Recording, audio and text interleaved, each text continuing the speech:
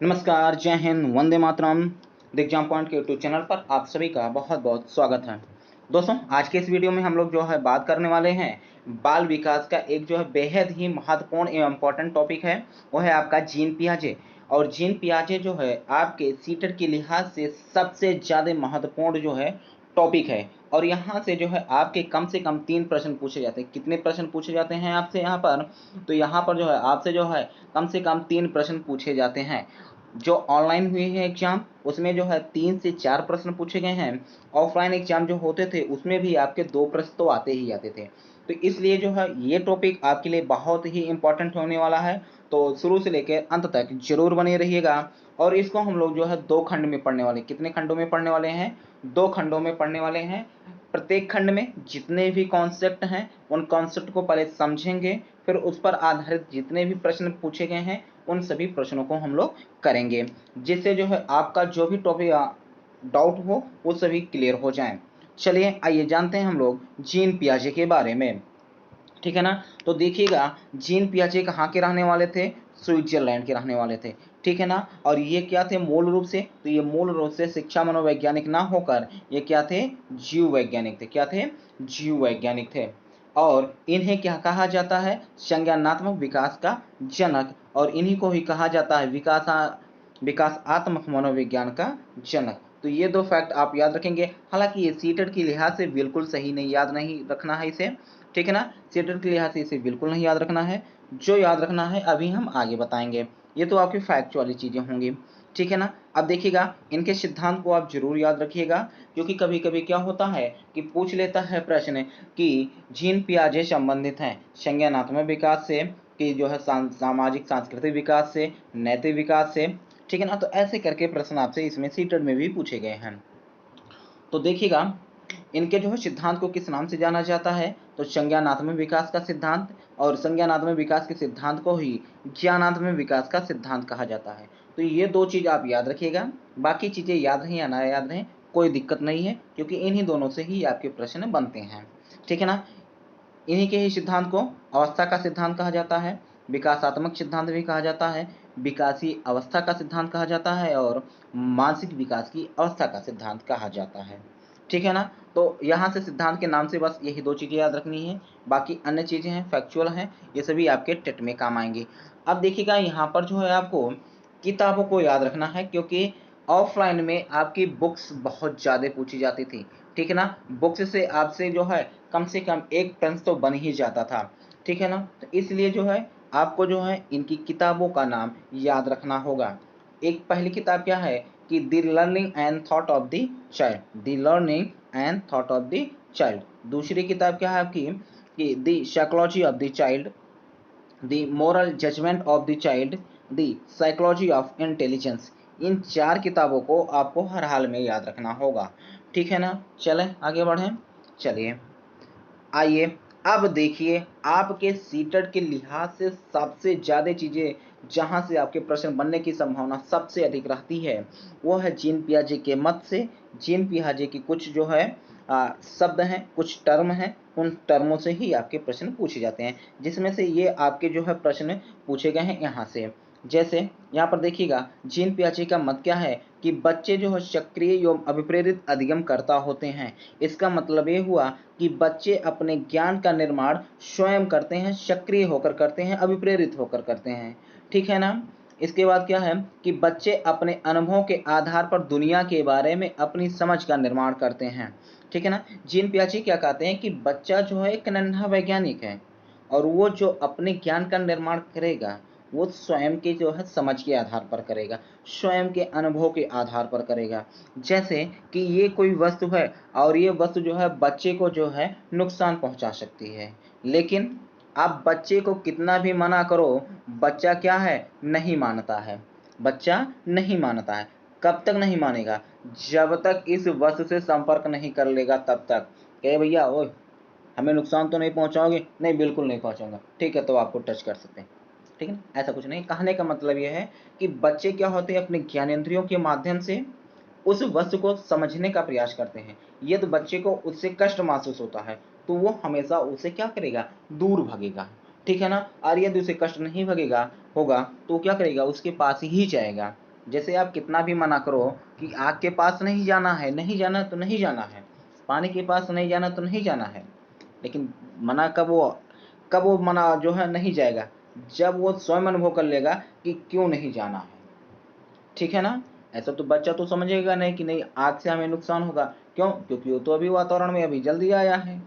तो वो क्या करेगा, स्वयं के जब तक परीक्षण नहीं कर लेगा, प्रैक्टिकली सिद्ध नहीं कर लेगा कि हाँ इससे हमें नुकसान है, तब तक वो मानने वाला नहीं होता है। ठीक है ना। आप बच्चे को देखिए, छोटा बच्चा होता है ना, कितना भी बार आप मना करते हो नहीं मानता है, लेकिन जब वो जान जाता है कि इसका परिणाम क्या होगा, अपने आप खुद ही वहां से बगल हो जाता है। ठीक है ना। आगे देखिएगा, जो बच्चे का ज्ञानात्मक विकास होता है वो नकल पर ना आधारित होकर किस पर आधारित होता है, खोज पर आधारित होता है। मोस्ट लाइन इंपॉर्टेंट लाइन है, इसके आप जरूर याद रखिएगा। ठीक है ना। कि जो बच्चे का जो ज्ञानात्मक या जो संज्ञान होगा, जो ज्ञान होगा, वो नकल पर ना होकर किस पर आधारित होगा, खोज पर, खोजी प्रवृत्ति के बच्चे होते हैं। ठीक है ना। इसीलिए इन्हें नन्हा वैज्ञानिक कहा गया है। ठीक है ना। जब तक वो स्वयं खोज नहीं लेंगे, सिद्ध नहीं कर लेंगे, तब तक नहीं मानने वाले हैं।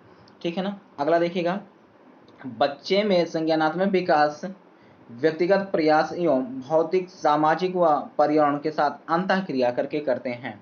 बच्चे जो है पर्यावरण में जो भी वस्तुएं उपस्थित होती हैं उनसे वो अंतःक्रिया करेगा। ठीक है ना। और अंतःक्रिया करके उसके चीजों को समझने का प्रयास करता है। ठीक है ना। जैसे जीवों के बारे में यदि देखे समझना होता है तो वहां पर जीवों से क्या करता है, देखता है और वहां पर पूछता है कि ये कौन सा जीव, ये कौन सा जीव, ये कौन सा जीव है। ठीक है ना। अब मना कर रहे हो कि हाँ जो है, मान लेते हैं घर में कोई भैंस ही है या गाय ही है। ठीक है ना। थोड़ा सा जो है इधर उधर मुंह मार ही देती है। ठीक है ना। अगर जाए तो हम किनारे, तो क्या है कि बच्चे से आप करो कहोगे कि नहीं उसके किनारे नहीं जाना है, नहीं वो मार देगी भैंस। ठीक है ना। बच्चा नहीं मानेगा, लेकिन किसी दिन गए, बढ़िया से जो उठा के पटक दिया, उसके बाद अगले दिन उस भैंस के किनारे नहीं जाएंगे। ठीक है ना। तो क्या करता है कि बच्चा जो है पर्यावरण से अंतःक्रिया करेगा और उसी अंतःक्रिया के आधार पर अपने ज्ञान का निर्माण स्वयं करेगा। ठीक है ना। अगला देखिएगा कि जीन पियाजे ने अपने सिद्धांतों में बालक बालिकाओं के बौद्धिक विकास पर सर्वाधिक बल दिया है।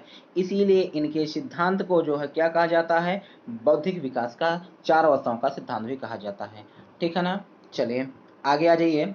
अब आइए देखते हैं, हम लोग समझ लेते हैं संज्ञानात्मक विकास होता क्या है। ठीक है ना। देखिएगा, जो संज्ञानात्मक शब्द है वो किससे बना हुआ है, जो संज्ञानात्मक शब्द है ये आपका किससे बना हुआ, संज्ञान शब्द से बना हुआ। और संज्ञान का अर्थ क्या होता है, वातावरण से जानना या पता लगाना। ठीक है ना। आइए इसको जो है हम लोग अच्छे से ग्राफ पर जो है माध्यम से समझ लेते हैं, ग्राफली समझ लेते हैं।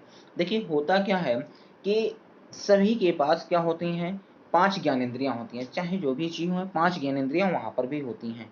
ठीक है ना। कौन कौन सी हैं, आँख, हम मनुष्यों की बात कर रहे हैं, बाद में अन्य जीवों पर मत जाइएगा। ठीक है ना। आँख, नाक, कान, जीभ, त्वचा, और इन्हीं ज्ञानेंद्रियों के आधार पर हम किसी वस्तु के बारे में जानकारी इकट्ठा करते हैं।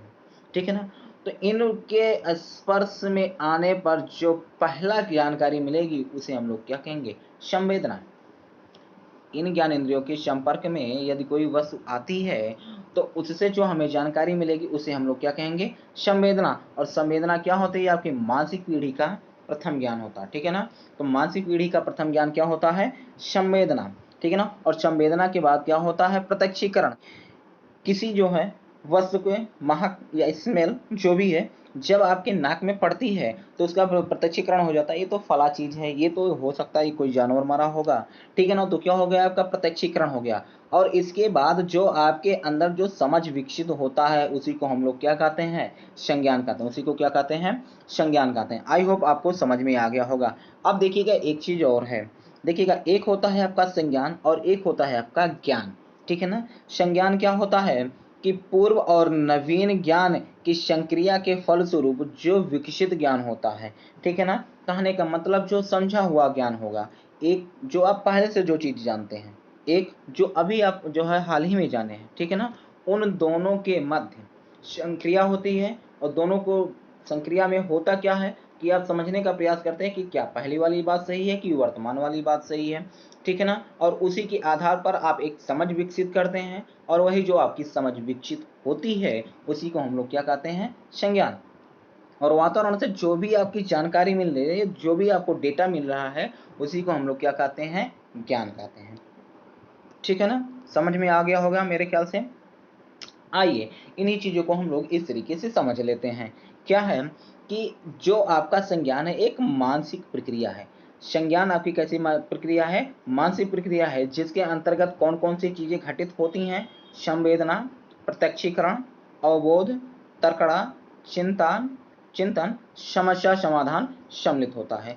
तो जो आपका संज्ञान होगा, इसके अंतर्गत इतनी सारी चीज़ें घटित होती हैं। अब इसमें संवेदना होगा, इसमें प्रत्यक्षीकरण होगा, इसमें अवबोध होगा, इसमें तर्क होगा, इसमें चिंतन होगा, और इसमें क्या सम्मिलित होगा, समस्या समाधान सम्मिलित होगा, ठीक है ना। और क्या होता है, संज्ञान पूर्व और नवीन ज्ञान के मध्य संक्रिया के फलस्वरूप विकसित ज्ञान होता है, अर्थात समझा हुआ ज्ञान होता है, ठीक है ना।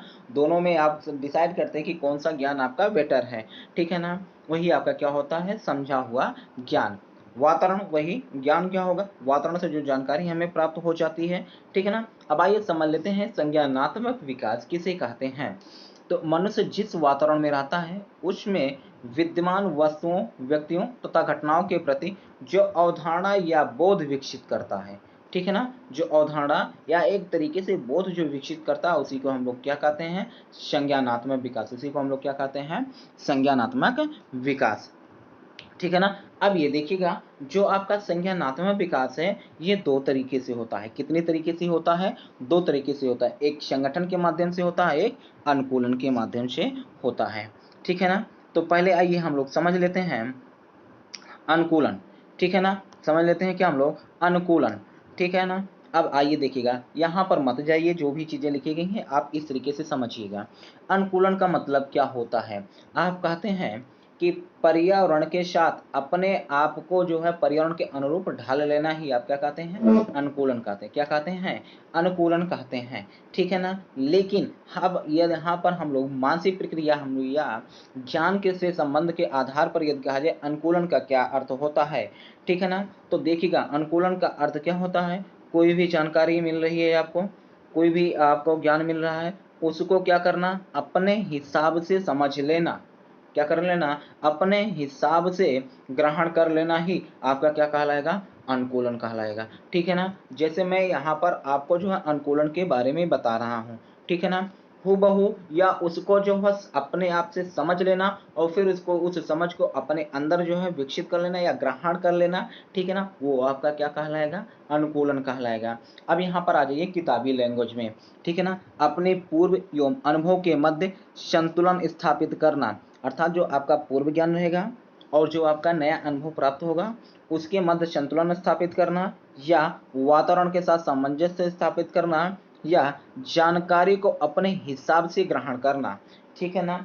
जैसे आपने जो है किसी व्यक्ति से पूछा कि भाई साहब ये जो है वस्तु कैसे बनेगी, या जो है ये वस्तु आपको हमें कैसे मिलेगी, ठीक है ना। तो वो व्यक्ति अच्छा खासा लेक्चर देता है, लेकिन उस लेक्चर का आप कंक्लूजन निकाल कर एक अपने तरीके से उसको क्या कर लेते हैं, समझ लेते हैं। और वही जो अपने तरीके से आप समझने का प्रयास करते हैं वही आपका क्या कहलाता है, अनुकूलन कहलाता है। क्या कहलाता है, अनुकूलन कहलाता है। और देखिएगा, अनुकूलन आपका दो प्रकार से होता है। अनुकूलन कितने प्रकार से होता है, दो प्रकार से होता है। एक आत्मसातीकरण या समावेशन, जिसे इंग्लिश में क्या कहेंगे, एसिमिलेशन।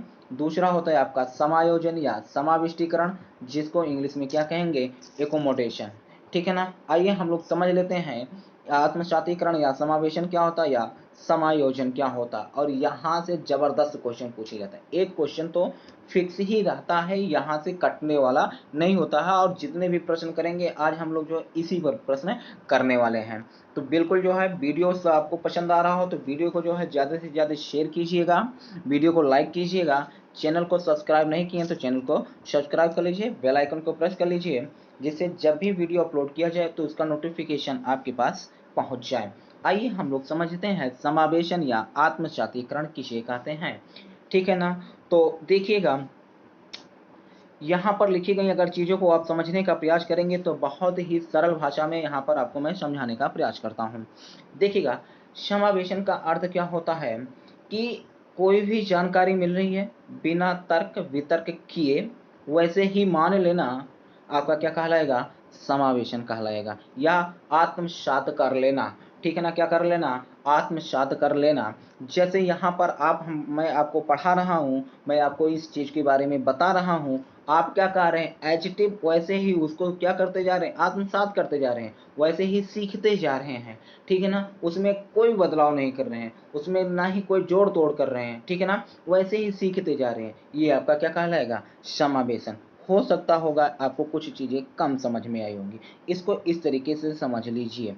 जैसे आप किसी स्थान से क्या है, गुजरते हैं। ठीक है ना, आपको जो है किसी स्थान से गुजरते हैं और कोई व्यक्ति ने कह दिया, किसी व्यक्ति ने कह दिया कि भाई साहब इस स्थान से आप मत गुजरिएगा, यहाँ पर बहुत ही खतरनाक चीज़ें रहती है। ठीक है ना, या यहाँ पर बहुत सारे खतरे होते हैं, या यहाँ पर लूटपाट होती है। ठीक है ना, तो आप क्या कर लिए, उसको वैसे मान लिए कि हाँ ये वैसा हो सकता है। ठीक है ना, तो ये आपका क्या हो गया, आत्मसातीकरण। क्या हो गया आपका, आत्मसातीकरण। जैसे जब आपको किसी वस्तु के या व्यक्ति के बारे में कोई भी जानकारी नहीं पता होती है, तो जो कोई कुछ बताता है उसको आप क्या करते हैं, एडजेक्टिव मान लेते हैं, हाँ ऐसा होता होगा। ठीक है ना, बिना किसी दूसरे पक्ष की बात सुने, तो आपका ये क्या हो जाएगा, समावेशन हो जाएगा। क्या हो जाएगा, समावेशन हो जाएगा। अब आइए इस चीज को समझते हैं जो लिखा गया है। ठीक है ना, क्या होता है कि जब कोई बालक नई परिस्थिति में होता है तो क्या करता है कि अपने पूर्व स्थापित प्रतिरूप के आधार पर व्यवहार करता है। कहने का मतलब क्या हुआ कि आप इसके बाद ऑनलाइन ऑफलाइन से आप क्या किए गए, ऑनलाइन मोड पर गए पेपर देने के लिए। ठीक है ना, तो इसमें जो आपकी नई परिस्थिति बनी, उस परिस्थिति में आप कैसा कार्य करेंगे, इससे पहले वाली जो परिस्थिति या इससे पहले जो आप पेपर दिए थे, ठीक है ना, उसी के आधार पर वहां पर आप क्या करेंगे, व्यवहार या क्रिया करेंगे। ठीक है ना, और यदि वो व्यवहार और क्रिया क्या हो जाती है, सफल हो जाती है, उसमें कोई परिवर्तन नहीं करना पड़ता, तो आपका क्या कहलाएगा, आत्मसात हो जाएगा। ठीक है ना, जैसे अभी मैंने बताया नहीं कि वहां उस रास्ते से मत गुजरिएगा, वहां पर लूटपाट होती है, वहां पर जो है गुंडे बदमाश रहते हैं, और किसी दिन अचानक से जो है आपकी मुलाकात गुंडे बदमाशों से हो गई। ठीक है ना, तो आपने क्या किया, आपका क्या हो गया, आपका समावेशन। क्यों, क्योंकि जो चीजें बताएगी वो वास्तव में हकीकत निकली। ठीक है ना, चलिए आइए इसको हम लोग जो है थोड़ा सा और सरल करने का प्रयास करते हैं। क्या है कि पुरानी जानकारी में नई जानकारी शामिल करना, प्रश्न पूछा गया है, याद रखिएगा एडजेक्टिव यही लाइन आया हुआ है कि बालक के संज्ञानात्मक विकास में पुरानी जानकारी के में नवीन जानकारी को या नवीन अनुभव को शामिल करने की प्रक्रिया क्या कहलाती है, आत्मसातीकरण कहलाता है। ठीक है ना, अब देखिएगा यहाँ पर इसको इस तरीके से समझिए कि जैसे ये है क्या, चिंटू।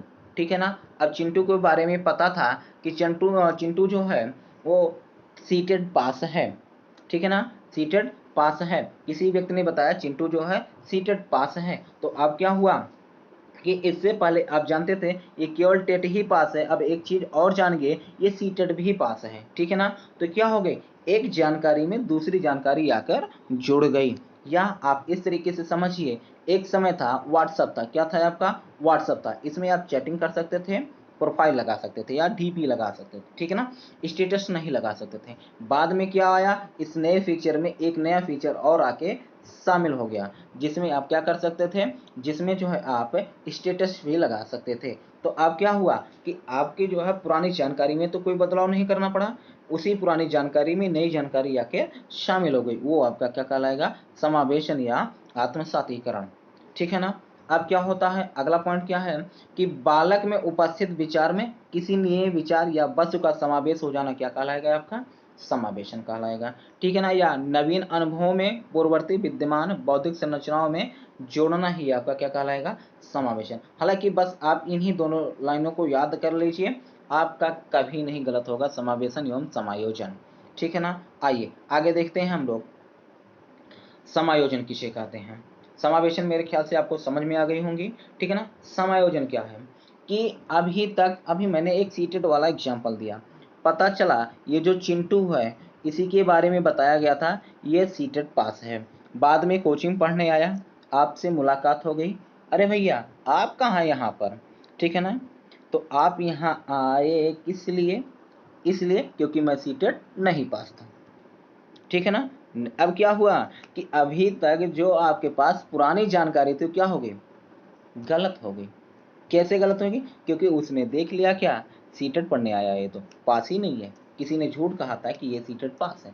अब होता क्या है कि जब आपकी नवीन जानकारी आने से पुरानी जानकारी गलत हो जाती है, और फिर उसमें क्या करते हैं, सब फिर से जो है अपनी जानकारी को समायोजित करते हैं, फिर से जो है अपनी जानकारी को जो है पुनर्व्यवस्थित करते हैं। यही आपकी क्रिया क्या कहलाती है, समायोजन कहलाती है। क्या कहलाती है, समायोजन कहलाती है। ठीक है ना। तो यही चीजें एडिटिव यहाँ पर लिखी गई हैं। क्या लिखी गई हैं कि नई जानकारी के कारण पुरानी जानकारी गलत होने पर उसको व्यवस्थित करना या पूर्ववर्ती बौद्धिक संरचना में सुधार करने या परिवर्तन करना या विस्तार करना क्या कहलाता है, समायोजन कहलाता है। क्या कहलाता है आपका, समायोजन कहलाता है। ठीक है ना। या इसमें क्या होता है कि नवीन और पूर्ववर्ती जानकारी में अंतर स्थापित करते हैं। ठीक है ना। और दोनों को आप समझने का प्रयास करते हैं। अब जैसे इस व्यक्ति जब आया चिंटू, और आपने देखा ये तो आया है सीटेट पढ़ने, तो आप इससे पूछते हो भैया कहाँ, यहाँ कैसे, तो बताया भैया क्या करें, 1-2 नंबर से चूक गए थे, नहीं हो पाया था सीटेट। ठीक है ना। तो अब उससे कहते हो अरे कोई बताया था आप सीटेट पास हो, नहीं भैया हम सीटेट नहीं पास है, 2 नंबर से हमारा रह गया था। तो अब क्या होता है कि आप दोनों के मध्य अंतर स्थापित करते हो कि नहीं, वो जो पहले जो व्यक्ति बताया था वो गलत बताया था। ठीक है ना, ये वास्तव में सही कह रहा है। तो आप क्या करते हैं कि आपकी जो पुरानी जानकारी गलत होती है उसको पुनः से आप क्या करते हैं, व्यवस्थित करते हैं, और यही आपका क्या कहलाएगा, समायोजन कहलाएगा। दोस्तों वीडियो समझ में आ रहा हो, चीजें समझ में आ रही हो, तो वीडियो को ठोकर जो है लाइक कर दीजिएगा, मोबाइल मत फोड़िएगा। ठीक है ना। हाँ चलिए आगे बढ़ते हैं हम लोग।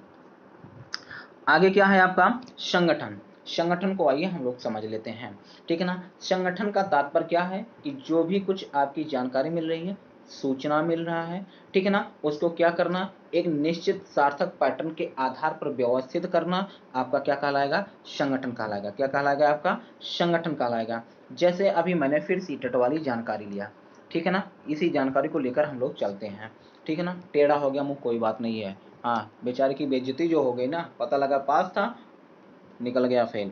ठीक है ना। तो यहाँ पर क्या है कि आप वातावरण से क्या करते हैं, सूचनाओं को, जानकारियों को क्या करते हैं, ग्रहण करते हैं। ठीक है ना। और उसके बाद अपने दिमाग में उसको एक व्यवस्थित क्रम में क्या करते हैं, रखने का प्रयास करते हैं। तो वही जो आप किसी भी जानकारी को एक व्यवस्थित क्रम में रखते हैं, वही आपका क्या कहलाता है, संगठन कहलाता है। ठीक है ना। मान लेते हैं आप कैसे हैं कि आपको किसी स्थान पर जाना है, कहाँ पर, मान लेते हैं इसी प्लेस पर जाना है शॉपिंग करने। ठीक है ना, क्या करने जाना है, शॉपिंग करने। आपको उस प्लेस के बारे में जानकारी नहीं थी। आप जो है जैसे जैसे जानकार आगे जाते हैं, वैसे वैसे कुछ चिन्ह या निशान लगाते जाते हैं कि भैया ऐसे यहाँ पर ये मिलेगा, यहाँ पर ये मिलेगा, इसके बाद यहाँ पर टर्न होगा, इसके बाद यहाँ पर टर्न होगा। और इसके बाद जब आप वहाँ पर पहुँच जाते हैं, तो आप क्या करते हैं कि पुनः जब आप घर की वापस जाते हैं, तो आप देखते क्या हैं कि जैसे जैसे हम वहाँ पर स्टेप वाइज आते हैं, वैसे वैसे हमारा दिमाग क्या करता है, क्लिक करना शुरू करता है कि इसके बाद यहाँ मुड़ना, इसके बाद यहाँ मुड़ना, इसके बाद यहाँ मुड़ना, फाइनली हम अपने रोड पर आ जाएंगे। तो इस तरीके से जो हमारी जानकारी एक व्यवस्थित क्रम में क्या हो जा रही है, व्यवस्थित हो जा रही है, सार्थक पैटर्न में व्यवस्थित हो जा रही है। यही जानकारी को सार्थक पैटर्न में व्यवस्थित होना ही आपका क्या कहलाएगा, संगठन कहलाएगा। क्या कहलाएगा, संगठन कहलाएगा। ठीक है ना। संगठन और कुछ नहीं है, संगठन जो है आपका कुछ नहीं है, बस इतना ही समझ लीजिए, यहाँ पर मत जाइएगा। ठीक है ना। ये किताबी लैंग्वेज है, यहाँ पर मत जाइएगा। ठीक है ना। बस मैं जो कह रहा हूँ उसको चीज को समझने का आप प्रयास करें। यहाँ पर संगठन का तात्पर्य हो गया कि जो कुछ भी किसी वस्तु, व्यक्ति या परिस्थिति की जानकारी मिलती है, उसको एक निश्चित सार्थक पैटर्न के रूप में व्यवस्थित करना ही आपका क्या कहलाएगा, संगठन कहलाएगा। आई होप चीजें आपको समझ में आ गई होंगी। ठीक है ना। चलिए अब आते हैं हम लोग जो है इससे संबंधित जितने भी महत्वपूर्ण क्वेश्चन हैं, जिससे आपके सारे कॉन्सेप्ट क्लियर हो जाएंगे, उसको जो है करने वाले हैं। तो शुरू किया जाए, बिल्कुल चलिए शुरू करते हैं। ठीक है ना। बिल्कुल एकदम कॉन्सेप्ट क्लियर हो जाएगा। बस आप क्या करिए, टॉपिक पढ़िए, प्रश्न लगाइए, टॉपिक पढ़िए, प्रश्न लगाइए, क्लियर हो जाएगा। गारंटी के साथ मैं कह सकता हूं कि यदि आप इसी तरीके से मेहनत करते हैं तो अब 28 प्लस ही रहेंगे, 29 28 से नीचे नहीं रहेंगे। ठीक है ना। बस कॉन्सेप्ट पढ़िए, प्रैक्टिस करिए। ठीक है ना, आसानी से आपके हो जाएंगे। देखिएगा पहला प्रश्न क्या कहता है, जीन पियाजे के सिद्धांत के अनुसार अपने वातावरण के अनुकूलन की प्रक्रिया में क्या शामिल होता है।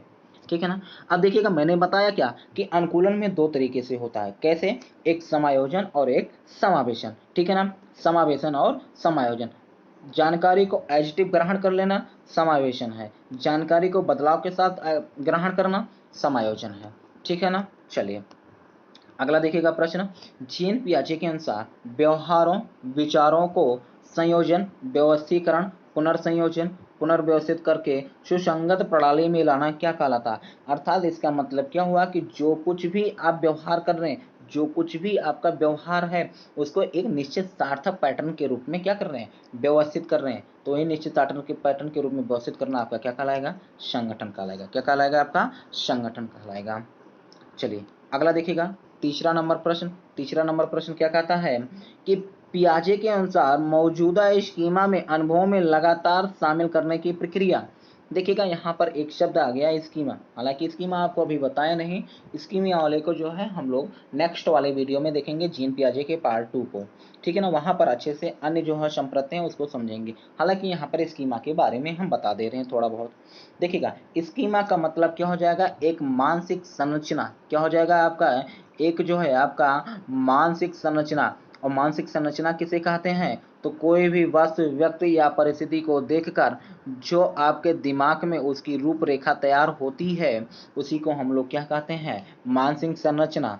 जैसे अभी जो है आप हमारा चेहरा नहीं देखें, तो क्या आप हमारे बारे में कुछ इमेजिन कर पाएंगे, हम कैसे दिखते होंगे, नहीं ना। लेकिन यदि आपके दोस्त का नाम ले लिया जाए, तो आपके दोस्त का पूरा चित्र आपके सामने उपस्थित हो जाएगा, उसके व्यवहार की याद आ जाएगी, वो क्या पढ़ता है वो भी याद आ जाएगा, सब कुछ याद आ जाएगा ना। तो यही जो याद आ रही हैं चीज़ें, इसी याद को आने वाली जो चीज़ें हैं, इसी को हम लोग क्या कहते हैं, मानसिक संरचना। ठीक है ना, और इसी मानसिक संरचना के आधार पर किसी व्यक्ति के बारे में हम कुछ बताते हैं, किसी जानकारी को हम सही से व्याख्या करते हैं। ठीक है ना, तो यही क्या होती है आपकी स्कीमा। अब क्या होगा कि यही जो आपकी स्कीमा है, इसी को समझ लीजिए क्या, जानकारी। इसी को क्या समझ लीजिए, जानकारी। और जब क्या होता है, एक जानकारी में जब दूसरी जानकारी क्या आती है, ऐड होती है बिना किसी बदलाव के साथ, तो उसे हम लोग क्या कहते हैं, समावेशन कहते हैं। क्या कहते हैं हम लोग, समावेशन कहते हैं। तो इसमें कौन सा सही हो जाएगा, पहला वाला विकल्प सही हो जाएगा। वही चित्तोकारा की लगातार अनुभव को शामिल करने की प्रक्रिया, कोई बदलाव नहीं, बस आप इतना जाने, बदलाव होगा समायोजन होगा, बदलाव नहीं होगा समावेशन होगा। ठीक है ना, समझ में आ गया, बढ़े आगे। चलिए बिल्कुल वीडियो को लाइक और शेयर करते रहिए। आगे देखिएगा अगला प्रश्न क्या कहता है कि पियाजे के अधिगम के संज्ञानात्मक सिद्धांत के अनुसार वह प्रक्रिया जिसके द्वारा संज्ञानात्मक संरचना संशोधित किया जाता है। अभी मैंने बताया क्या कि जो आपकी जो संज्ञानात्मक संरचना है, जो आपकी स्कीमा है, उसमें जब भी बदलाव की बात की जाएगी तो वहां पर क्या होगा, आपका समायोजन होगा। वहां पर क्या होगा, आपका समायोजन होगा। ठीक है ना, समझ में आ गया। चलिए बस बदलाव समायोजन, ना बदलाव समावेशन।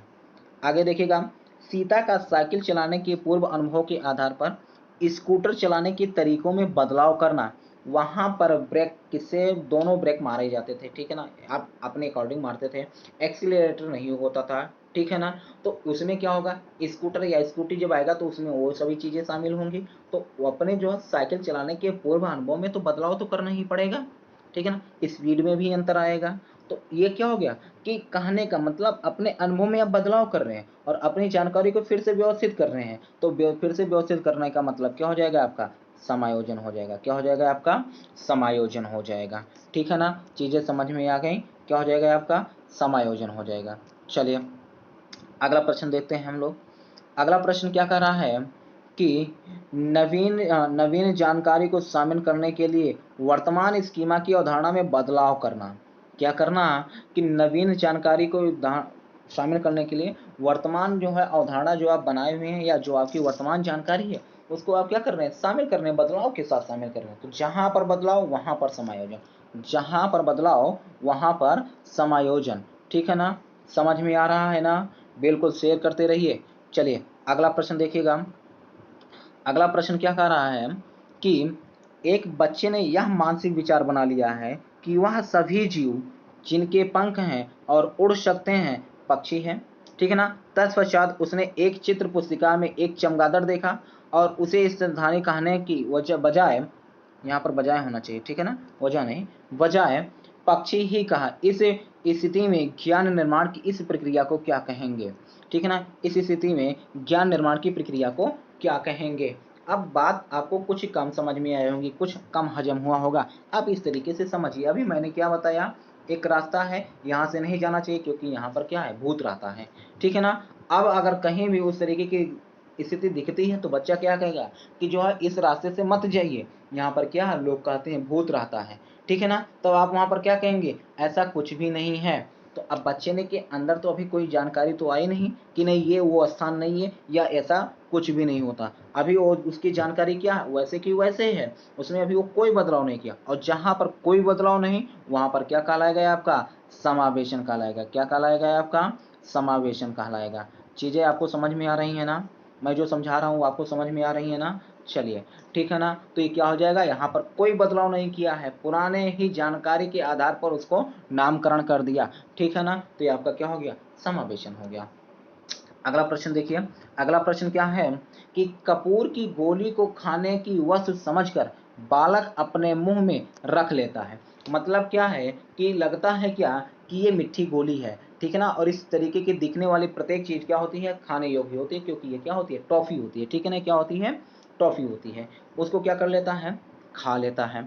ठीक है ना। किस लिए खा लिया, क्योंकि इसकी जो है मानसिक संरचना या इसके बारे में अंतर नहीं पता है। और जब तक किसी वस्तु के बारे में अंतर नहीं पता पाएगा तब तक बालक क्या करेगा, वैसे ही अवधारणा के आधार पर उसका अपना व्यवहार करेगा। ठीक है ना। तो इसे नहीं पता कि ये कपूर की गोली है, ये नहीं खाया जाएगा, नहीं अगर खा लेंगे कोई जो है माचिस जला देगा, मुंह जल जाएगा।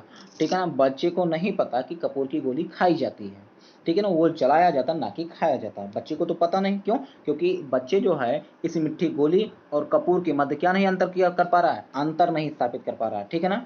तो इसलिए अभी उसकी जानकारी कैसी है, तो उसका जानकारी जो है समावेशन, अर्थात समावेशन का मतलब आत्मसातीकरण। समावेशन का मतलब क्या हो गया, आत्मसातीकरण। ठीक। अगला देखिएगा, नौवां प्रश्न। नौवां प्रश्न क्या कहता है कि पियाजे के संज्ञानात्मक सिद्धांत के अनुसार वह प्रक्रिया जिसके द्वारा संज्ञानात्मक संरचना को संशोधित किया जाता है, क्या गया, संज्ञानात्मक संरचना को संशोधित, और जहां पर संशोधन वहां पर समायोजन, जहां पर संशोधन वहां पर समायोजन। ठीक है ना, क्लियर है ना, समझ में आ रहा है ना? चलिए समझ, आगे क्वेश्चन हम लोग बढ़ते हैं। 10वां क्या है कि जीन पियाजे के सिद्धांत के अनुसार अनुकूलन किन दो मूल प्रक्रियाओं को समाहित करता है। ठीक है ना। अनुकूलन में कौन कौन सी चीजें आती हैं, तो अनुकूलन में एक होता है आपका समावेशन होता है, क्या होता है आपका, समावेशन होता है, और एक क्या होता है आपका, समायोजन होता है। क्या होता है आपका, समायोजन होता है। ठीक है ना। अब देखिएगा एक ही ग्राफ से आपके कितने क्वेश्चन बन गए, एक क्वेश्चन आपका बन जाएगा। किताबों में ऐसा नहीं लिखा मिलेगा। ठीक है ना, वहां पर आपको रटना पड़ेगा, लेकिन मैंने आपको ग्राफुली समझा दिया। तो आप क्या है, अनुकूलन को समझ के कि अनुकूलन दो तरीके से होगा, या तो आप मान लो या तो आप जो है उसे क्या है, जबरदस्ती स्वीकार कर लो। ठीक है ना। समझ के साथ स्वीकार करेंगे समायोजन हो जाएगा, जबरदस्ती स्वीकार करेंगे समायोजन हो जाए, सॉरी समावेशन हो जाएगा। ठीक है ना। तो अनुकूलन दो तरीके से होता है, समायोजन और समावेशन। ठीक है ना। अगला देखिएगा, हाँ 11 नंबर क्वेश्चन नहीं है, सीधे 12 आ गया है, तो इसको आप संशोधित कर लीजिएगा। ये क्या है आपका 11 नंबर क्वेश्चन। ठीक है ना। पियाजे के सिद्धांत में वर्तमान स्कीमा द्वारा प्रवेश को समझ पाने की असमर्थता के कारण एक नई स्कीमा की रचना करना क्या कहलाती है। ठीक है ना। मान लेते हैं आप किसी स्थल पर बहुत पहले, आज से 3-4 साल पहले गए थे। ठीक है ना, आज से 3-4 साल पहले गए थे। आप पुनः जो है आप जाते हैं, तो वहां पर क्या होता है कि आप पहले जैसे जैसे रास्ता जानते थे वैसे ही जाने का प्रयास करते हैं, बाद में पता चलता है कि हम कहीं दूसरी जगह आ गए। ठीक है ना, या वो रास्ता क्या हो गया, बंद हो गया। तो आप क्या करेंगे, एक नई स्कीमा का निर्माण करेंगे, एक नए अनुभव को आप क्या करेंगे, निर्माण करेंगे। और जैसे ही क्या होगा, आपकी पुरानी स्कीमा गलत हुई और नया स्कीमा बनाया, वहां पर क्या आ गया, बदलाव। और बदलाव का मतलब समायोजन, बदलाव का मतलब समायोजन। ठीक है ना, क्लियर हो गया। चलिए, तो बस जो है आज की वीडियो में इतना बहुत है आपके लिए। इतने को जो है आप पढ़िएगा अच्छे से, जो लोग नहीं लिखे हैं उसका नोट्स बना लीजिए और ज़्यादा से ज़्यादा प्रैक्टिस कीजिए।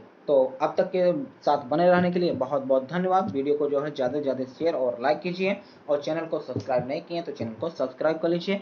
फिर मिलते हैं एक और बेहतरीन वीडियो के साथ, तब तक के लिए जय हिंद।